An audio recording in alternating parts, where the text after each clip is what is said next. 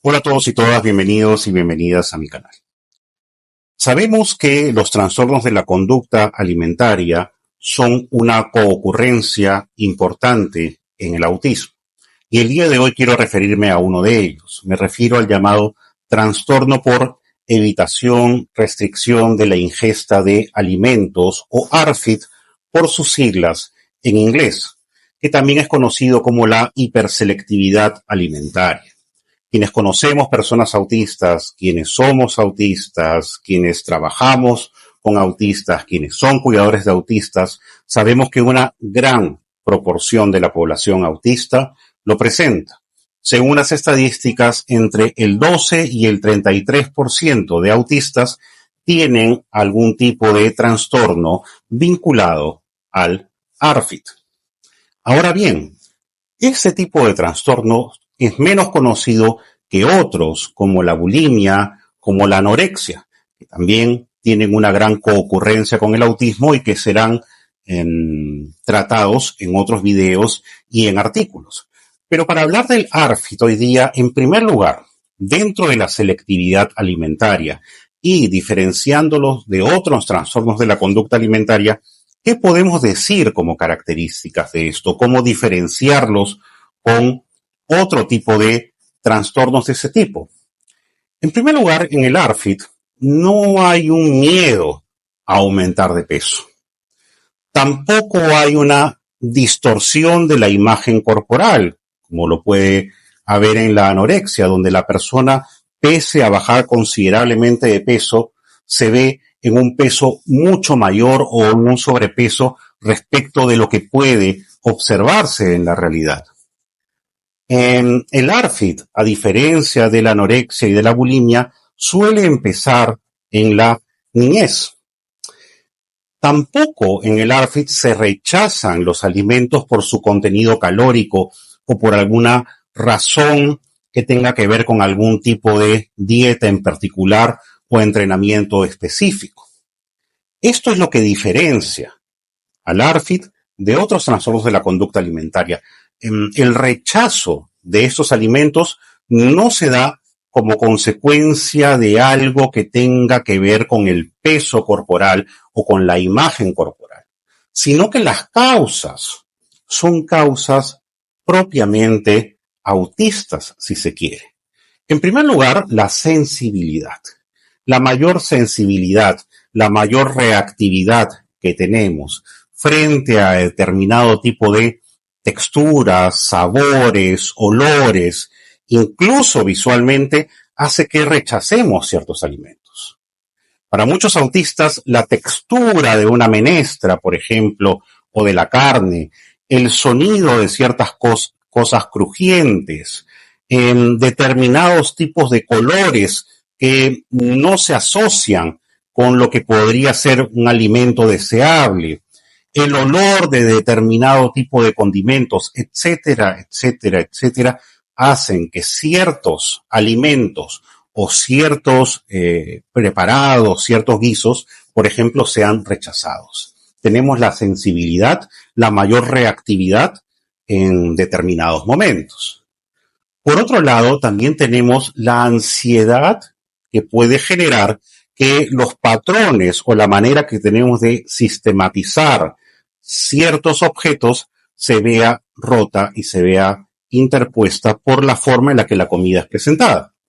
Por ejemplo, para muchos autistas, sobre todo en la infancia, mezclar la comida puede ser algo que sea insoportable, algo que produzca rechazo, porque mezclar, por ejemplo, el arroz con las menestras o con la carne o con la ensalada es algo que es desagradable estéticamente, si se quiere, pero no desde un punto de vista artístico, sino genera una disonancia en algunos de nosotros.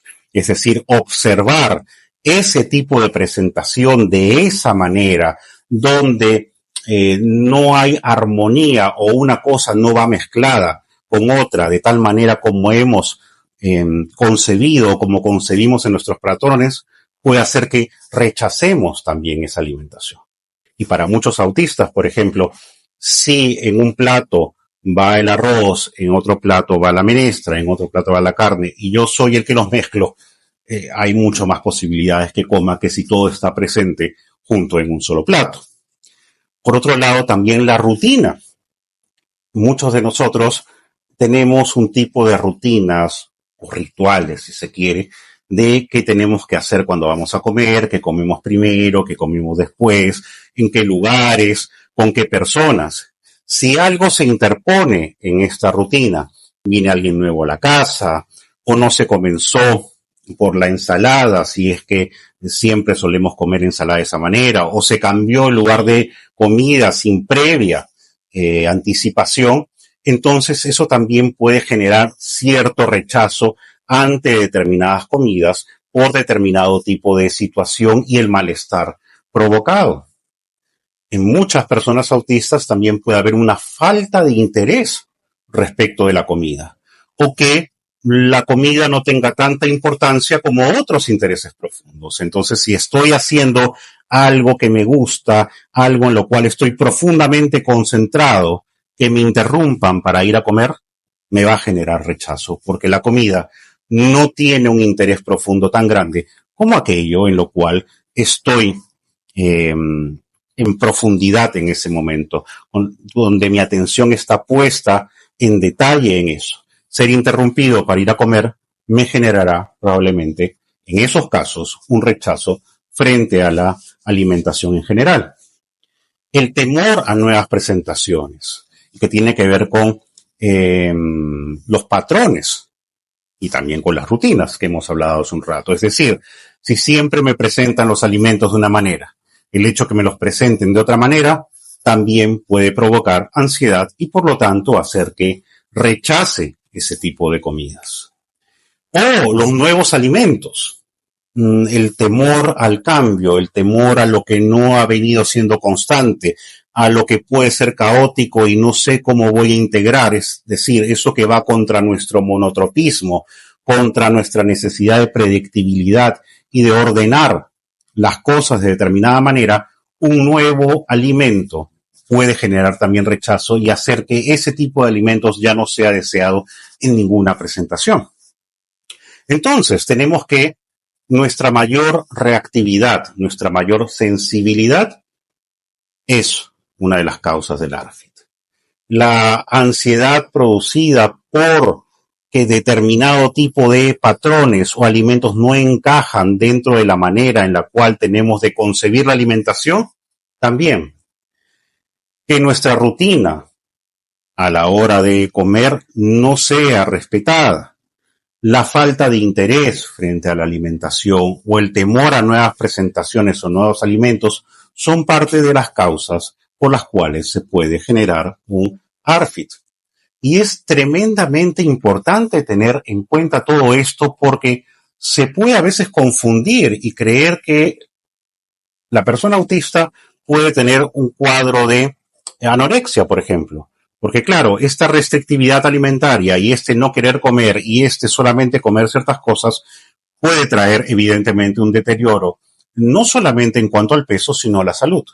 Y confundirse a veces con la omnipresencia que tenemos de la anorexia como único cuadro dentro de los trastornos de la conducta alimentaria, cuando es otra cosa. La manera en la cual vamos a intervenir también respecto de eso. Si no conocemos profundamente de las formas en las cuales se da la sensibilidad, si no, esa persona no tiene un perfil sensorial establecido, si no conocemos sobre la teoría del monotropismo y la necesidad de predictibilidad y el cambio, si no conocemos sobre el procesamiento en detalle y en patrones en el autismo, si no conocemos sobre cómo lidiar con el cambio en nosotros, cómo ayudarnos a lidiar frente a ello, entonces no podremos ayudar en esos problemas alimentarios, porque no tiene que ver con el típico enfoque probablemente cognitivo-conductual que se utiliza, sino en una comprensión profunda respecto al autismo. Hace un rato les mencioné algo, si no mezclo determinadas cosas en el plato, posiblemente la persona llegue a comer. Si anuncio que va a ser introducido un nuevo alimento con varios días de anticipación, posiblemente haya menos rechazo. Si tengo un perfil sensorial, sé qué tipo de texturas, qué tipo de olores, qué tipo de sabores, qué tipo de presentaciones visuales serán mejores que otras y así. No solamente puedo prevenir que se acrecienten determinados síntomas y signos del ARFID que hagan que cada vez la restricción sea mayor, que hagan que cada vez la evitación sea mayor, sino que asimismo puedo comprender, situar y lograr que dentro de esa mayor selectividad haya una dieta balanceada que tenga bienestar para la persona. Hablemos más del ARFID. Casi un 33%, según ciertos estimados de autistas, lo presentan, es decir, un tercio de la población autista. Esto no es poco. Y mientras más hablemos de esto, vamos a poder no solamente lograr una mejor calidad de vida para los autistas que lo presentan, sino también prevenir desde la infancia que esta restrictividad no sea mayor, que eliminemos cierta ansiedad y que eliminemos determinado tipo de dificultades que se pueden producir en estas personas que lo presentan, sobre todo de no confundirlo con otro tipo de trastornos de la conducta alimentaria y sobre todo de encontrar intervenciones que funcionen a la persona. Y estas tienen que ver con un conocimiento profundo y cuidado sobre el autismo. Esto es lo que quería comentar con ustedes el día de hoy y con ustedes será la próxima.